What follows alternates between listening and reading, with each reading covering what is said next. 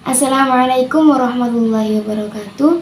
Saya Selma Karimah Febriani, mahasiswa Komunikasi dan Penyiaran Islam IAI Syarifuddin Lumajang.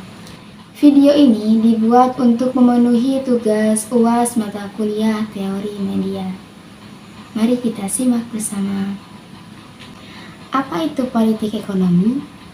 Politik ekonomi adalah ilmu sosial yang mempelajari produksi, perdagangan, dan hubungannya dengan hukum dan pemerintah.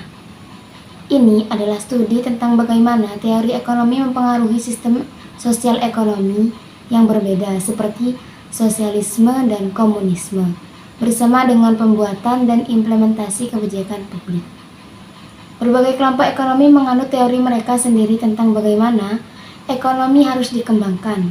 Oleh karena itu, ekonomi politik adalah bidang kompleks yang mencakup berbagai kepentingan publik.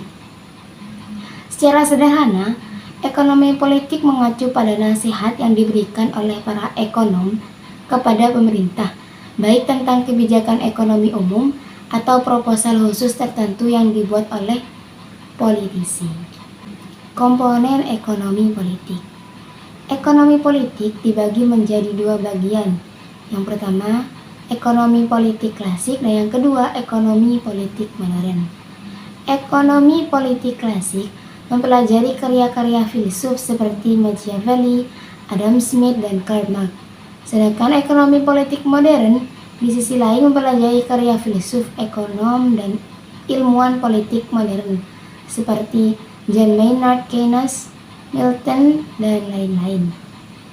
Studi tentang ekonomi politik dipengaruhi oleh teori permainan, karena melibatkan berbagai kelompok yang bersaing untuk mendapatkan sumber daya dan kekuatan yang terbatas, yang menilai kebijakan mana yang akan memberikan hasil yang paling menguntungkan. Ini juga berkaitan dengan kemampuan ekonomi untuk mencapai hasil yang diinginkan. Studi tentang ekonomi politik berfokus pada 3 bidang utama, yakni studi interdisipliner, kedua politik ekonomi baru, dan ketiga politik ekonomi internasional. Yang pertama, studi interdisipliner. Dari sudut pandang interdisipliner, ekonomi politik berfokus pada ekonomi, sosiologi, dan ilmu politik untuk memahami bagaimana sistem ekonomi, institusi politik, dan lingkungan saling mempengaruhi dan mempengaruhi.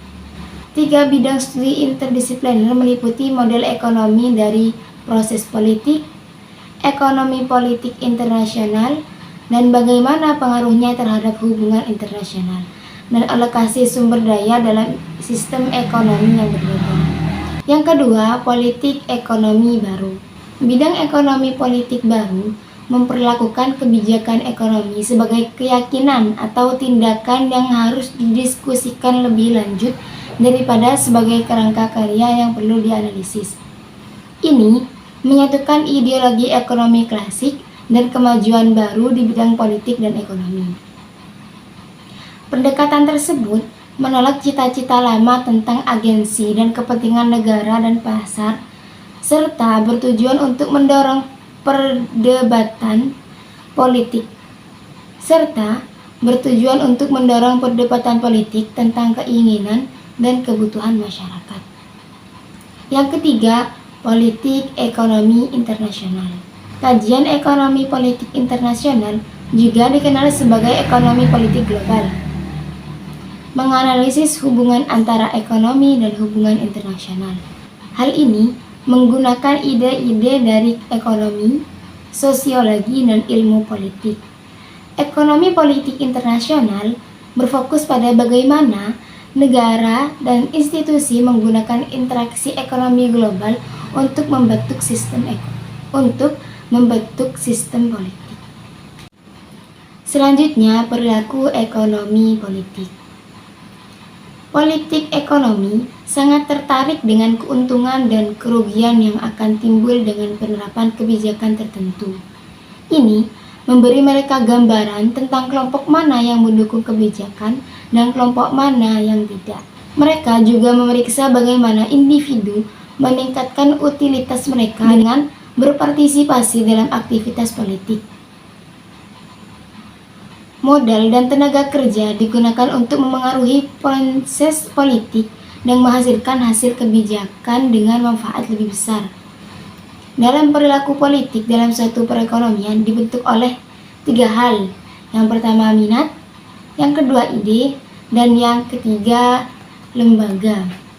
Yang pertama minat. Mereka termasuk kepentingan individu dan kelompok yang mampu menggunakan kekuasaan mereka untuk mempengaruhi kebijakan.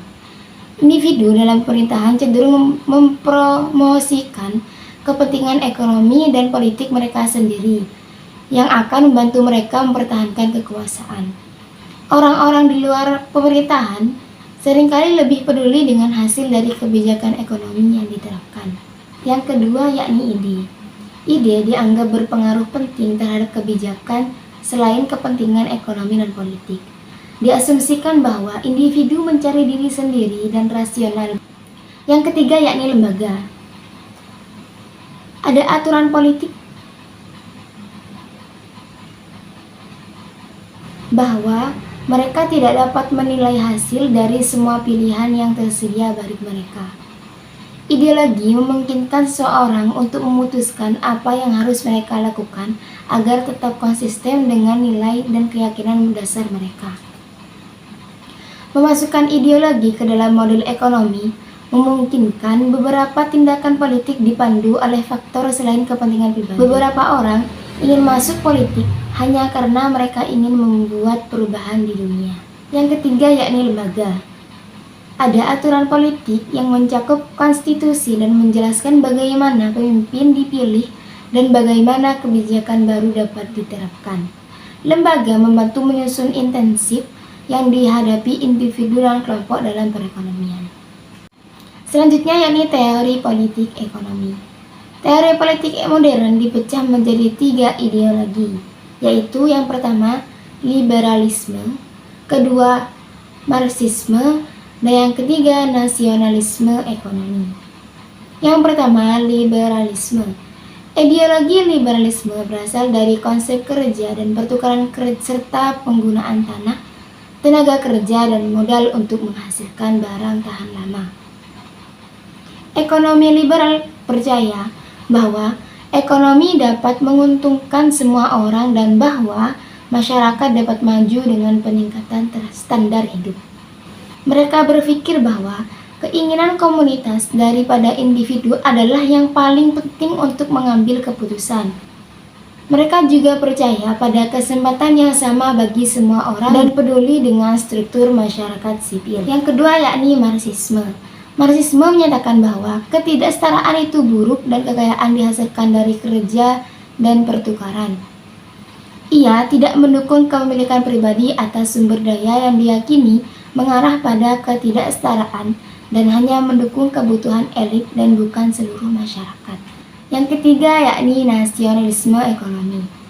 Ini adalah kekayaan bahwa negara memiliki semua kekuasaan dan bahwa individu harus bekerja untuk memanfaatkan keuntungan ekonomi.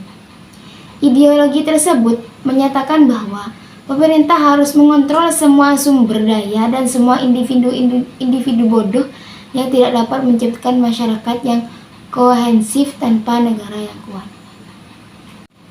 Demikian sedikit penjelasan dari saya, kurang lebihnya saya mohon maaf. Wassalamualaikum warahmatullahi wabarakatuh.